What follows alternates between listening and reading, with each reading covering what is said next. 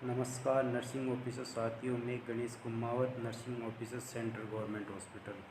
आज मैं आपको CTVS surgical videos YouTube channel के माध्यम से क्वेश्चन आंसर कैसे सोल्व करते हैं नोट सेट में मैं आपको सिखाऊंगा। अब एक क्वेश्चन दिखाएंगे आपको, पढ़ के बताएंगे, उसको सोल्व करके बताएंगे और उसके अंदर कितने आपके आंसर निकल रहे हैं वो आपको बताएंगे। अब ये पहला क्वेश्चन है। पहला क्वेश्चन कह रहा है कि किसी पेशेंट के ब्रेडिकार्डिया हो रहा है। ब्रेडिकार्डिया का मतलब होता है पल्स रेट लेस देन 60 और उसकी हार्ट रेट दी गई है, उसमें 45 beats per minute. Pulse rate और हार्ट रेट दोनों एक ही चीज़ है। Blood pressure 82/60 mmHg। mmHg इसका मार्कर है और इसमें हाइपोटेंशन है, इसके 82/60 हाइपोटेंशन है इसकी। और पेशेंट रिपोर्ट कर रहा है डिजीनेस की। अब उसमें पूछा है इस पेशेंट का अपन इंटरवेंशन क्या करेंगे, उसको क्या प्रिस्क्राइब करेंगे। पहला इसका आंसर है एडमिनिस्टर डिजोक्सिन। ये अपन नहीं करेंगे क्योंकि डिजोक्सिन हार्ट रेट को डिक्रीज़ करता है और पहले से ही हार्ट रेट डिक्रीज हो रही है, तो इसको डिजोक्सिन नहीं देंगे। दूसरा है डिफिब्रिलेट द क्लाइंट। पेशेंट को डिफिब्रिलेट नहीं करेंगे क्योंकि डिफिब्रिलेट पेशेंट को उसी कंडीशन में करते हैं जब पेशेंट का पल्स लेस वेंट्रिकुलर ट्रेकिकार्डिया हो या फिर वेंट्रिकुलर फिब्रिलेशन हो, उस कंडीशन में अपन डिफिब्रिलेटर करेंगे। तीसरा है उसका कंटिन्यू मॉनिटर। यदि पेशेंट को अपन कंटिन्यूएशन मॉनिटर कर रहे हैं तो पहले उस पेशेंट की हाइपोटेंशन जा रहा है, हार्ट रेट कम होती जा रही, तो पेशेंट ज़्यादा सीरियस हो जाएगा। इस वजह से उसको कंटिन्यूएशन टू मॉनिटर नहीं करेंगे। चौथा है prepare for transcutaneous pacing wire. हाँ, ये ज़रूर है, उसके ट्रांसकुटेनियस पेसिंग वायर लगाएंगे क्योंकि ये पेसिंग वायर लगाने से, टेम्परेरी पेसिंग वायर लगाने से उसकी हार्ट रेट इम्प्रूव होगी या इंक्रीज होगी और उसका जो परफ्यूजन इन द सिम्टोमेटिक है वो भी इनका इंक्रीज होगा, जिससे इसके जो भी डिजीनेस वगैरह हो रही है वो डिक्रीज हो जाएगी और पेशेंट सेटल हो जाएगा। यहाँ पे हम देख रहे हैं कि एक क्वेश्चन से अपने कितने क्वेश्चन सोल्व रहे हैं। पहले देखा हमने ब्रेडिकार्डिया, इसमें पल्स रेट दी हुई है, हाइपोटेंशन देख रखा है, इसमें डिजीनेस है और उसके बाद में अपन ने पढ़ा डिजोक्सिन हार्ट रेट को कम करता है। डिफिब्रिलेटर किस में यूज़ करता है, पल्स रेट वेंट्रिकुलर ट्रेकिकार्डिया हो या फिर वेंट्रिकुलर फिब्रिलेशन हो। और इसके बाद में आता है pacing wire, temporary pacing wire है, उसको लगाने से क्या होगा, हार्ट रेट इंक्रीज होगा और पर सिम्टोमेटिक परफ्यूजन है वो इंक्रीज होगा। ये हमारे 6 से 8 क्वेश्चन एक क्वेश्चन के अंदर निकल के आ रहे हैं। जब भी ऐसा क्वेश्चन आओ तो अलग अलग क्वेश्चन को डिफाइन करके फिर पढ़ना चाहिए भाई एक क्वेश्चन से अपने कितने क्वेश्चन सोल्व हो रहे हैं।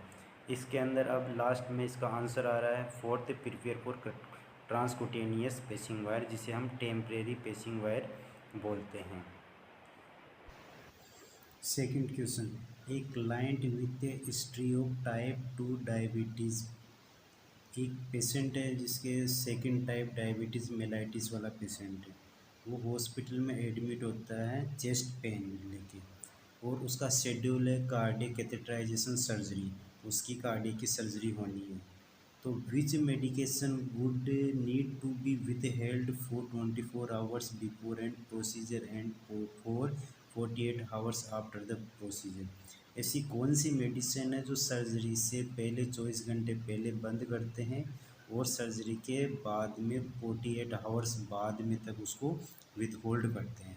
पहली मेडिकेशन है glimepiride, glipizide, second metformin, third repaglinide, fourth है रेगुलर इंसुलिन। इसमें हम देते हैं पेशेंट के मेटफॉर्मिन टेबलेट है, वो पेशेंट को विथहोल्ड करते हैं क्योंकि पेशेंट के मेटफॉर्मिन टेबलेट है वो पेशेंट को 24 आवर्स, सर्जरी से 24 आवर्स पहले विथहोल्ड करते हैं और 48 आवर्स बाद में तक उसको विथहोल्ड करते, चाहे से वो कार्डियक कैथेटराइजेशन हो या फिर अदर सर्जरी हो। क्योंकि किसी भी पेशेंट की कॉन्ट्रास्ट इंजेक्शन लग रहा है तो उसके ये रिस्क होता है। रिस्क क्यों होता है कि कॉन्ट्रास्ट से इंजेक्शन लग रहा है तो वो किडनी के फंक्शन को अफेक्ट करता है और उसके साथ साथ मेटफॉर्मिन देते हैं तो उस पेशेंट को लैक्टिक एसिडोसिस का लेवल बढ़ जाएगा और पेशेंट का रिस्क का लेवल और ज़्यादा हो जाएगा। इस वजह से पेशेंट के सर्जरी के दौरान मेटफॉर्मिन टेबलेट नहीं देते हैं। Third question, a client with myocardial infarction suddenly become tachycardic, show sign of air hunger and begin coughing frothy pink ticked sputum. Which finding would the nurse anticipate when auscultating the client breath sound? इसमें answer है first स्ट्रीडोर। स्ट्रीडोर patient में क्या होता है, उसमें क्रॉविंग sound पाई जाती है और जो लेरिंगोस्पाज्म या फिर अपर एयरवे एडिमा हो जाता है तब पाई जाती है, जो इसमें नहीं पाई जाती है। तीसरा इसमें scaled rhonchi and diminished breath sound है, जो ये पल्मोनरी एडिमा में नहीं पाई जाती है। अब पल्मोनरी एडिमा में कौन कौन सी साउंड पाई जाती है वो बताते हैं। इसके अंदर पल्मोनरी एडिमा के अंदर एक्सट्रीम ब्रीथलेसनेस हो, डिस्निया हो, एयर हंगर हो, ये इनके सिम्टम्स होते हैं। और इसमें production of the frothy pink tinged sputum पाया जाता है और इसकी जो साउंड है ऑस्कल्टेशन करते हैं स्टेथोस्कोप से, तब इसके अंदर लंग्स के अंदर क्रेकल साउंड पाई जाती है। इसलिए इसका third second answer is correct है इसका। Fourth question, a client with myocardial infarction is developed cardiogenic shock, what condition should the nurse carefully assess the client for? अब इस क्वेश्चन में हमें पहले देखना पड़ेगा कार्डियोजेनिक शॉक क्या होता है। कार्डियोजेनिक शॉक का मतलब होता है decrease blood supply to the myocardial muscles. Myocardial muscles को ब्लड सप्लाई डिक्रीज होगी, उससे क्या होगा, मायोकार्डियल इस्कीमिया होगा। अब मायोकार्डियल इस्कीमिया में या कार्डियोजेनिक शॉक में इसके सिम्टम्स क्या आते हैं, बीपी डिक्रीज होती है, ट्रेकिकार्डिया हो जाएगा, मतलब पल्स रेट इंक्रीज हो जाएगी, और वेंट्रिकुलर डिसअर्थमिया हो जाएगा। इसके अलावा उसका सीवीपी प्रेशर है वो उसका इंक्रीज हो जाएगा। अब इसके अंदर ऑप्शन देखते हैं क्या क्या ऑप्शन है। पहला ऑप्शन है पल्सस पैराडोक्सस। पल्सस पैराडोक्सस का मतलब होता है ब्रेडिकार्डिया, मतलब पल्स रेट डिक्रीज होना, जबकि अपने कार्डियोजेनिक शॉक के अंदर पल्स रेट इंक्रीज हो रही है, तो ये अपना आंसर नहीं आएगा। दूसरा है वेंट्रिकुलर डिसअर्थमिया। हाँ, ये अपने दे रखा है कार्डियोजेनिक शॉक में इसके सिम्टम्स आते हैं, वेंट्रिकुलर डिसअर्थमिया होता है। फिर अगला आंसर देखते हैं अपना क्या हो सकता है, राइजिंग डायस्टोलिक ब्लड प्रेशर। नहीं, ये नहीं होता है, बीपी इंक्रीज नहीं होती है, इसमें बीपी डिक्रीज होती है। फोर्थ ऑप्शन है फाइलिंग सेंटर विनस प्रेशर। इसके अंदर सीवीपी डिक्रीज नहीं होती है, सीवीपी इसमें इंक्रीज होती है। सेकंड ऑप्शन था वेंट्रिकुलर डिसअर्थमिया। वेंट्रिकुलर डिसअर्थमिया क्यों होगा, क्योंकि पेशेंट के अंदर ब्लड सप्लाई कम हो जाएगी और ब्लड सप्लाई कम होने से उसका ऑक्सीजनेशन लेवल है वो कम हो जाएगा। ऑक्सीजनेशन कम लेवल होने से मायोकार्डियल इस्कीमिया हो जाएगा। मायोकार्डियल इस्कीमिया होने से उसके मायोकार्डियल मसल्स के अंदर सीवियर डैमेज हो जाएगा। यदि ये 40% से ज़्यादा हो जाता है तो पेशेंट को कार्डियोजेनिक शॉक में चला जाता है। इस वजह से इस क्वेश्चन का सेकंड आंसर होगा वेंट्रिकुलर डिसअर्थमिया।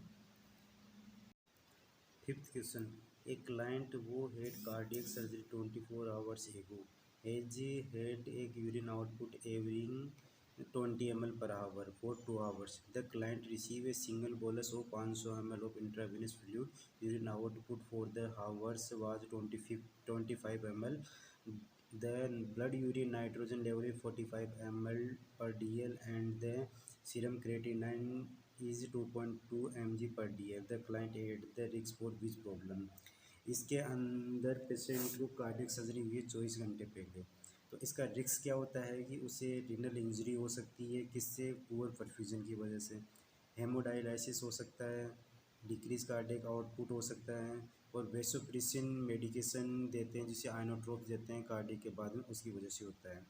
अब इसमें रीनल इंजरी है तो उसके रीनल इंजरी के साइन क्या होता है, उसमें डिक्रीज यूरिन आउटपुट होता है, increase BUN blood urea nitrogen हो जाता है। नॉर्मल ब्लड यूरिया नाइट्रोजन का लेवल होता है 10 से 20 mg पर DL, और इंक्रीज क्रेटिनाइन लेवल।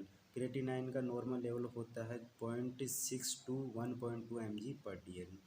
अब इस कंडीशन में पेशेंट को अपन क्या दे सकते हैं, इस पेशेंट को रीनल परफ्यूजन मेडिकेशन देंगे, उसका परफ्यूजन को इंक्रीज करेंगे जिससे कि यूरिन आउटपुट इंक्रीज हो जाए। और उसको पॉसिबली हो सकता है जिससे पेशेंट को पेरिटोनियल डायलिसिस करें या फिर हेमोडायलिसिस करें। और अब इसके आते हैं ऑप्शन के अंदर है पहला हाइपोवोलेमिया। अब इसमें आंसर में हाइपोवोलेमिया शो नहीं हो रहा है कहीं पे भी। दूसरा एक्यूट किडनी इंजरी, हाँ ये एक्यूट किडनी इंजरी है, रीनल इंजरी दोनों एक ही है, इसके बारे में ये आंसर ये इसमें आ रहा है। ग्लोमेरुलोनेफ्राइटिस, ग्लोमेरुलोनेफ्राइटिस ये भी इसके कहीं पे भी शो नहीं हो रहा है इसके अंदर, ऑप्शन के अंदर, क्वेश्चन के अंदर। यूरिनरी ट्रैक इन्फेक्शन ये भी इसमें शो नहीं हो रहा है। इस वजह से इस क्वेश्चन का आंसर होगा एक्यूट किडनी इंजरी। इन 5 क्वेश्चन के माध्यम से लगभग हमारे 40 से 50 क्वेश्चन सोल्व हो रहे हैं। इसी प्रकार से आप इसी तरीके से तैयारी करें। धन्यवाद साथियों, हमारे चैनल को लाइक शेयर एंड सब्सक्राइब करें। धन्यवाद।